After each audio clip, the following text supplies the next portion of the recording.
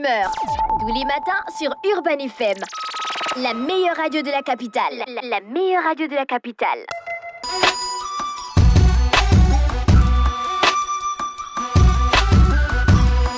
Vous êtes sur Urban FM 104.5, la station urbaine dans le Da Fresh Morning. Il est 7h32. Aujourd'hui, c'est jeudi. On va retrouver Jean-Paul pour le brin d'histoire. Bonjour Jean-Paul. Bonjour René Ruth. Comment ça va? Ça va très bien. L'histoire nous amène combien d'années en arrière? Bon, on va pas loin, on va à peu près 20 ans en arrière, puisque 20 lundi... ans, c'est toujours l'histoire. Oui, 20 ans, c'est toujours l'histoire. Même une semaine, c'est déjà de l'histoire. Jean-Paul. Même une semaine, même un jour. Dès lors que le temps est passé, effectivement, dès lors qu'on n'est plus au temps présent, on estime qu'on est déjà dans l'histoire. Là, tu prends le raccourci. Mais bon, c'est pas grave. Pourquoi? Allons-y. Mais c'est ce qu'on nous enseigne à l'école primaire, non? L'histoire et le récit De ce qui s'est passé autrefois. Voilà, tu vois que tu as bien retenu tes gammes. Ouais. D'accord, aujourd'hui on parle de quoi? Bon, il faut savoir, on parle de la guerre en Irak. Il faut savoir que lundi dernier, le 20 mars, en pleine visite du président Xi Jinping à Moscou, eh ben, on célébrait un triste anniversaire, puisqu'il s'agissait des 20 ans de l'invasion américaine en Irak. Alors, il faut bien comprendre que le 20 mars 2003, George W. Bush, qui était président des États-Unis à l'époque, le 42e président américain, non, le 43e président américain, avait donc ordonné l'invasion, l'attaque de l'Irak. C'était la première fois depuis l'Irak en 1990, il ne faut pas l'oublier, qu'un pays souverain en attaquait un autre. Et donc, il faut se rappeler que lorsque l'Irak avait envahi le Koweït en août 1990, ça avait entraîné qu'une coalition de pays emmenée par les États-Unis avait donc décidé, à l'époque c'était le père de George W. Bush qui était au pouvoir, c'est George Bush père, senior, et donc lui, il avait donc dirigé cette coalition-là qui avait permis de repousser les troupes irakiennes du Koweït, mais n'avait pas entraîné la chute en fait de Saddam Hussein. Donc entre 1990 et 2003, Saddam Hussein restait l'homme fort de l'Irak. Et ce, en dépit non seulement des multiples restrictions dont faisait preuve son pays, auxquelles faisait face son pays. Il faut savoir que l'Irak était frappé par une série d'embargos, une série de sanctions financières, un peu à l'image, même pas un peu à l'image de ce que la Russie subit aujourd'hui, puisque de toute l'histoire des sanctions... Est-ce que tu vas comparer ces deux guerres? Lesquelles? La guerre en Irak et la guerre en Russie, parce que tu prends la guerre en Ukraine, tu prends exemple dessus.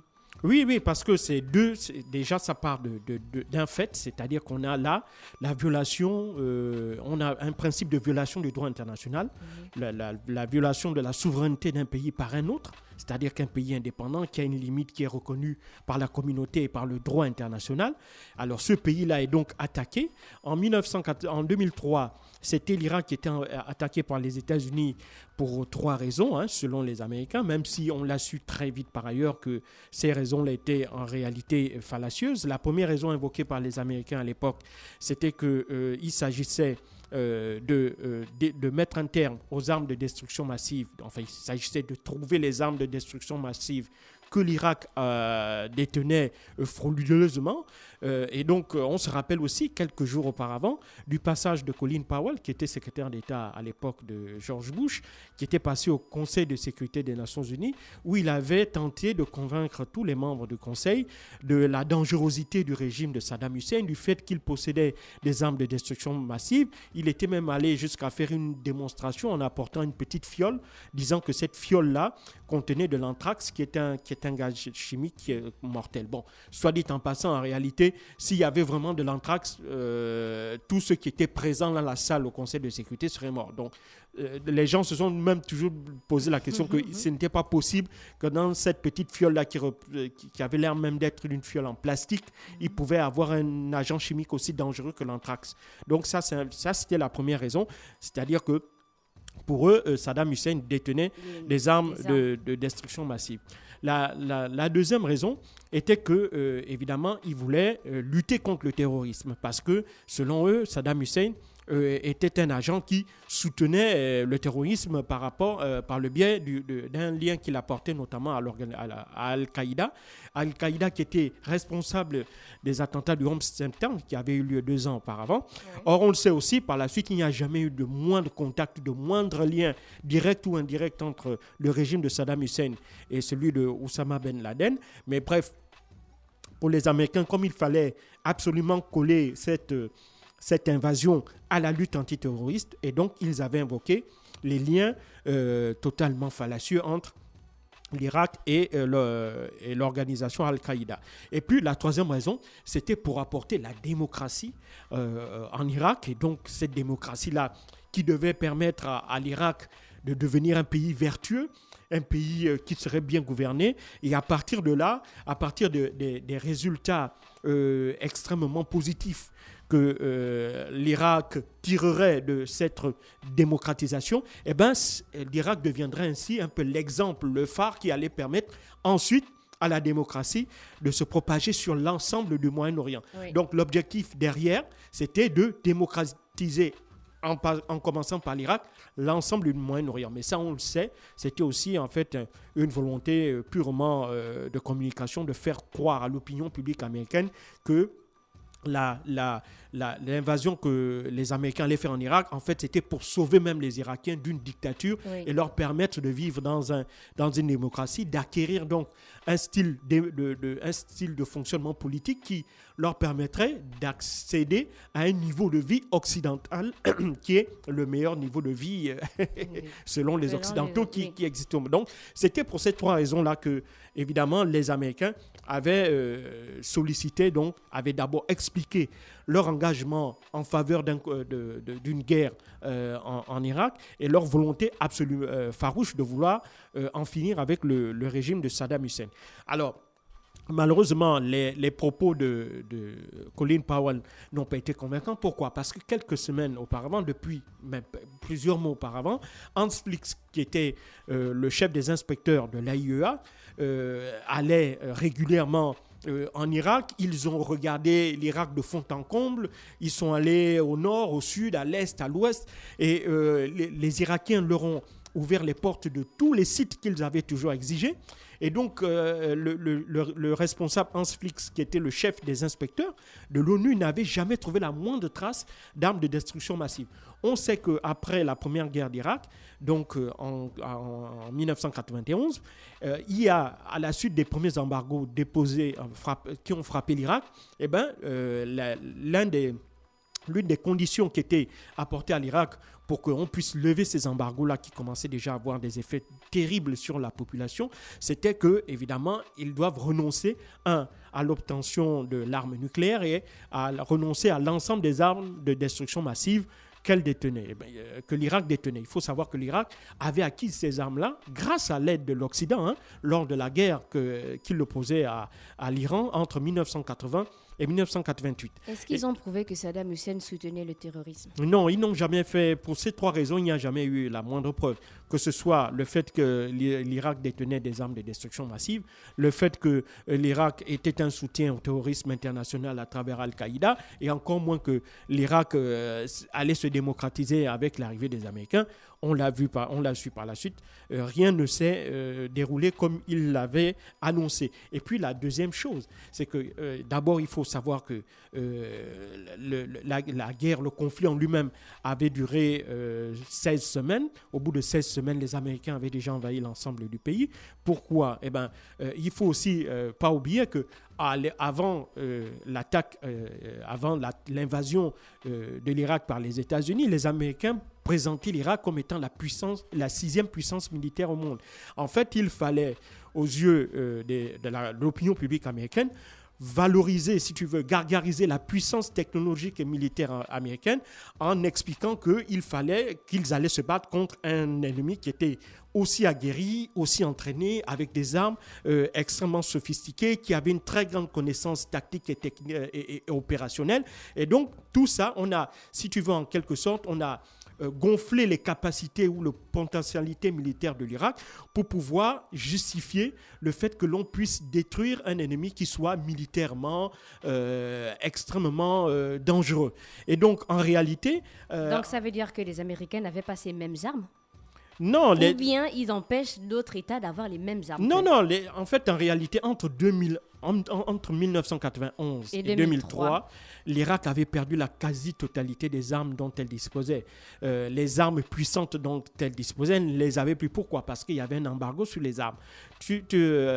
Quand on a des armes, ces armes demandent non seulement de l'entretien, ça demande aussi parfois de les renouveler, ça demande aussi des munitions, parce que si vous ne pouvez pas avoir des armes si vous n'avez pas des munitions, que ce soit des cartouches pour les armes de petit calibre ou bien des obus pour l'artillerie, etc., etc.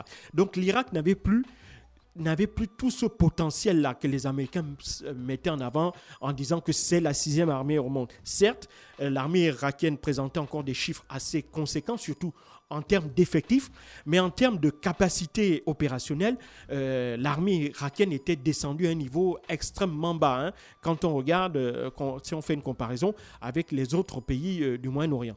Or, les Américains mettaient en avant une pseudo-puissance militaire irakienne, justement pour pouvoir justifier le fait qu'ils allaient combattre un ennemi extrêmement dangereux. Or, on a vite découvert qu'en 6 semaines, ils avaient mis tout le régime au sol. Saddam Hussein s'était enfui. Il va connaître une cavale qui va durer à peu près 9 mois. Il va être arrêté en décembre 2003, puis il sera exécuté... En décembre 2006 Non, 2003, puis il sera exécuté 2 ans plus tard. Oui, l'exécution, c'était en décembre 2006. Exactement. Et donc, et par la suite, bien entendu, on a très vite compris qu'ils vont tout mettre en œuvre pour essayer de trouver ces armes de destruction massive. Ils ne vont pas les avoir.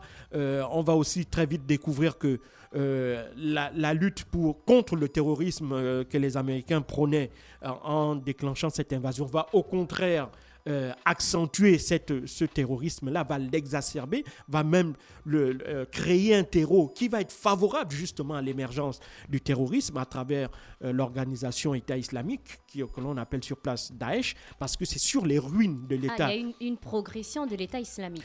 L'État islamique est né sur les débris de l'armée de l'Irak. Il faut savoir que lorsque les Américains arrivent, ils ont détruit un pays, ils ont détruit une armée, et donc ce sont des anciens officiers sunnites de l'armée irakienne qui sont notamment dans la prison d'Abu Ghraib, qui est la plus grande prison d'Irak. C'est une prison aujourd'hui qui est de triste mémoire. C'est dans cette géole-là où on avait vu des photos, notamment du lanceur d'alerte, M. Brown, là, qui avait montré comment les soldats américains torturaient les militaires irakiens. Et donc, c'est à la suite de ce scandale-là que ces officiers-là vont être par la suite libérés, parce qu'il ne va pas y avoir on ne va pas pouvoir avoir des accusations pour pouvoir les maintenir en prison. Et ce sont ces anciens officiers-là qui, en sortant, vont devenir des terroristes, puisqu'ils vont constater que leur pays était exsangue, ils vont constater que malheureusement les pires ennemis, parce qu'il va y avoir une exacerbation du communautarisme en Irak, parce qu'il faut savoir que les 3 couches de la société irakienne sont des souches principalement religieuses. On a les sunnites, les chiites qui sont majoritaires, et on a les Kurdes. Et donc il va y avoir une exacerbation de ce communautarisme-là, au point où aujourd'hui, même jusqu'à présent, il est impossible, il est difficile pour ces 3 communautés-là de pouvoir s'entendre pour pouvoir diriger le pays. Et donc avec l'invasion américaine, on va y avoir l'émergence du groupe organisation État islamique, qui jusqu'à présent continue à agir aussi bien en Syrie que jusqu'au Sahel. Et donc tout ça, c'est dû au fait de la guerre en Irak. Et puis, le fait que par la suite, on ait dit que l'Irak devait être démocratisé, là aussi c'est une véritable gageure, puisque les élections aujourd'hui en Irak sont je ne dirais pas une mascarade. Est-ce que le pays a retrouvé sa stabilité? Non, pas du tout. Depuis l'invasion en Irak, il y a des chiffres qui sont terribles. Le taux de mortalité entre avant l'invasion et après l'invasion, le taux de mortalité il était de 5,5 pour 1000 en Irak avant l'invasion. Aujourd'hui, il est de 24,5 pour 1000. Donc, il a quasiment été multiplié par 4. Quand on regarde, 60% de la population irakienne n'a même pas accès à l'eau potable. Plus de 80% n'a pas accès à l'électricité. Les services de santé de base, l'accès aux soins, même l'accès à l'éducation, à l'école, ce sont des choses qui sont quasiment... Le système éducatif irakien est totalement tombé à la ruine. Il faut aussi savoir que l'Irak, c'est à peu près 3,4 millions d'Irakiens qui sont partis à l'étranger, qui ont fui principalement en Syrie et en Jordanie, et ceux qui étaient en Syrie ont encore fui la guerre par la suite pour aller ailleurs. Il faut savoir qu'il y a 1,5 million d'Irakiens qui sont des déplacés à l'intérieur même de leur territoire. Et donc, l'Irak aujourd'hui, on voit que, par exemple, même pour administrer les richesses de l'Irak, parce que l'Irak a d'énormes ressources, notamment en hydrocarbures, en pétrole et en gaz. C'est difficile parce que la région de Mossoul, par exemple, qui est l'épicentre de la production de pétrole en Irak, c'est dans la zone qui est administrée par les Kurdes. On se rappelle que les Kurdes avaient obtenu, grâce au soutien de la communauté internationale, le fait qu'une partie de la manne pétrolière leur soit réservée pour qu'ils puissent avoir une certaine autonomie. C'était quelque chose qu'ils revendiquaient dès l'époque même de Saddam Hussein. Mais ça, évidemment, ça a été très mal vu, notamment par les voisins turcs, qui craignent une espèce de résurgence d'une espèce de révolution kurde du côté turc, parce qu'il faut savoir que le PKK, le Parti des travailleurs du Kurdistan, est aussi un parti qui prône l'indépendance des Kurdes du côté de la Turquie. Et donc, tout ça fait que l'Irak, Saddam Hussein, qui était une espèce de tampon, qui essayait de maintenir à un niveau extrêmement faible ces velléités d'indépendance-là des Kurdes, qu'ils soient du côté irakien ou turc, aujourd'hui, la question ne s'est plus posée. Au point où il y a eu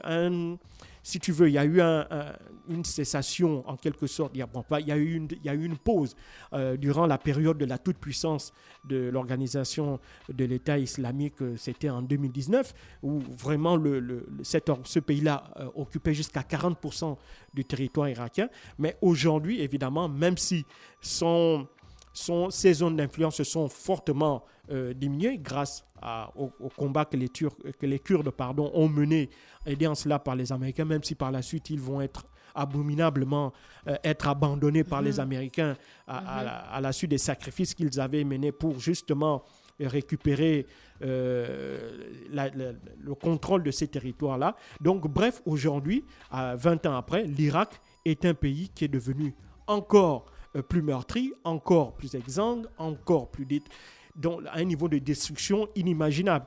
Et donc aujourd'hui, et ce qui est d'autant plus dommage pour le droit international, c'est qu'aujourd'hui on assiste exactement au même scénario, mais cette fois-ci concernant un autre pays membre permanent du Conseil de sécurité qui a aussi un droit de veto, en l'occurrence la Russie, sur ce qui se passe en Ukraine. Mais là, si tu veux, le comportement de l'Occident est totalement à l'opposé de ce qu'on avait observé en 2003. C'est-à-dire que les États-Unis n'ont jamais fait l'objet de la moindre sanction économique de la part d'un pays occidental. Les États-Unis n'ont jamais été face à des poursuites judiciaires au niveau de la CPI. Il ne faut pas oublier qu'en 2021, il y avait une tentative en septembre 2021 de la part de Fatou Bensouda, qui était à l'époque procureur de la CPI, qui voulait déclencher des enquêtes en vue de déterminer si des soldats américains n'avaient pas commis des crimes de guerre en Afghanistan. Et on avait vu immédiatement la réponse de Donald Trump à l'époque. C'était s'il tente le moindre début d'enquête visant à incriminer des soldats américains en Afghanistan, qu'est-ce que les États-Unis feraient? Ils vont lancer des poursuites contre chaque membre de la CPI. Donc d'ici là, tu nous parleras du mandat d'arrêt de la CPI contre Vladimir Poutine, c'est ça? Mais c'est pour dire que la même manière, là, on a lancé un mandat d'arrêt. Or, en l'occurrence, là, il s'agissait de diligenter une enquête.